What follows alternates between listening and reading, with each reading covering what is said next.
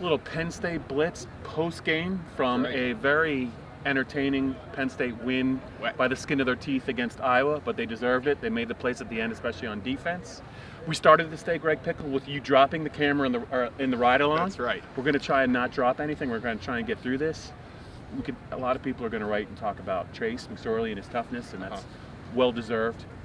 Really incredible effort. But if I would have told you, Greg, before the game that Jake Pinniger would try 3 field goals of 40 or more yards and he'd make all 3 in a game like this, what would you put those odds at? I would have asked you if you had been to a morning happy hour. Honestly, I would have. That's Sunday morning. That's Sunday morning. This is Saturday. Right. So Jake Pinniger has really had an up and down season. Yeah. I thought Sharif Miller really put it best after the game, though. He's been around a long time. He's seen a lot of things, and he more or less said, "Look, we just kept telling the kid that his time's gonna, his time's eventually gonna come," and it did tonight. 3 40-yard field goals, a 49-yarder that was a career long. I believe that was also the de facto game winner. I mean, if he can build off of that. Now, some of the misses early in the year were circumstance, tornado, or hurricane-like winds and all that. But if he can build off of that, Bob, they might have something with this kid. He's only a freshman. I think we forget that sometimes. It was an impressive performance by him. Yeah, and we also forget in 2012, Sam Ficken had some really rough moments where people were like, he can't be the kicker anymore. He's just not going to do it. Probably cost them the Virginia game. He rebounded very nicely in 2014 and was one of their top players. Still around in the NFL. I want to talk to you about a player that is coming along very quickly, and I think is making a name for himself in the Big Ten this year, and I think that he has an NFL future ahead of him, and that's Yetur Gross-Matos. Back-to-back big-time games, on the field a lot. 2 sacks against Indiana, 4 tackles for loss, 2 sacks today against Iowa, and they're kind of known for their ability to kind of do some things up front. What do you make of him? He's a second-year sophomore. Yeah, no question. I mean, I think he's a guy that, Bob, we've seen him make some pass rush plays, but I think today was really his best complete game. I mean, he was against the run. They couldn't run to his side. He just wouldn't allow it. He pushed everything outside. Linebacker could come clean it up if he did, and that was that. So he's a guy, high 4-star recruit. James Franklin really wanted him out of high school, and he was able to really take a nice step forward today, and he has been all year. I mean, I think he's definitely making one of the 3 all Big Ten teams. I don't know which one he'll end up being by the end of the year. He has a whole month left to sort of shoot up the Big Ten's hierarchy, if you will, at the end position. But he is one of the guys that is making a step forward, and it's almost every single week. Yeah, and I just look at what James Franklin has done with his defensive staff since he's been here in 2014. Sharif Miller's a good player. I remember when he got here, Zettel, Austin Johnson, Carl Nassib was an All-American. I think this guy is more physically gifted than any of those guys, and I still think physically he's not where he's going to be because he's such a young player. I'm looking forward to watching him play the rest of this year and also next year. I think the sky's the limit for him, and they got some tough games coming up, but he's definitely a good player. One other guy I wanted to ask you about was Jahan Dotson, the true freshman wideout who made that catch early in the game. They're getting close to using him or burning up his redshirt year, and he's not going to be able to redshirt. They needed him today. He made a big catch.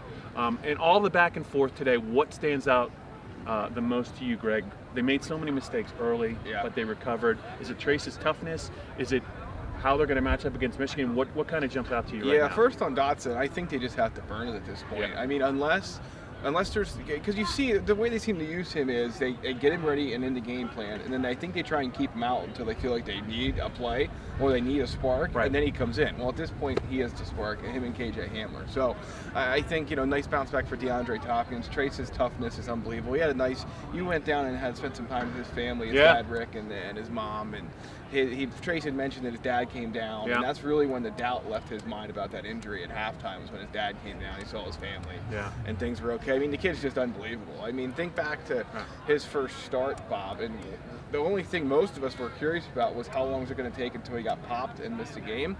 It's never happened. There's been a few series here and there like today, but the other thing I would say is, Tommy Stevens is just, there's not many guys that would stay and wait and then be able to so willingly accept the fact that you went. And Franklin said it. He was going to start the second half, and then last minute they pulled the plug on it, and he's, no worse for wear. I mean, he's a pretty impressive kid that I think Penn State fans are going to like getting to know more as, next season gets here down the road. One thing I would share with the fans about Trace McSorley is when I had a chance to go down and meet with his family, talk to his dad, Rick, quite a bit. His dad played college ball. I think his uncle played college ball. And at a very young age, Trace has played at a very young age. and his dad kind of taught him the difference between being injured and hurt. It doesn't sound like a big distinction, but it is. I think that once Trace knew that he could play through this and he wasn't going to really injure himself, he could kind of turn it loose. And I think he surprised Iowa big time on that 51-yard touchdown run, because I don't think they expected him to run in the second half. That was a pretty nasty hit that he took, but he was able to suck it up. He must have a high pain threshold. He's got a big test coming against Michigan, but so does the rest of the offense. I'm just curious what your thoughts are right now as we talk about it.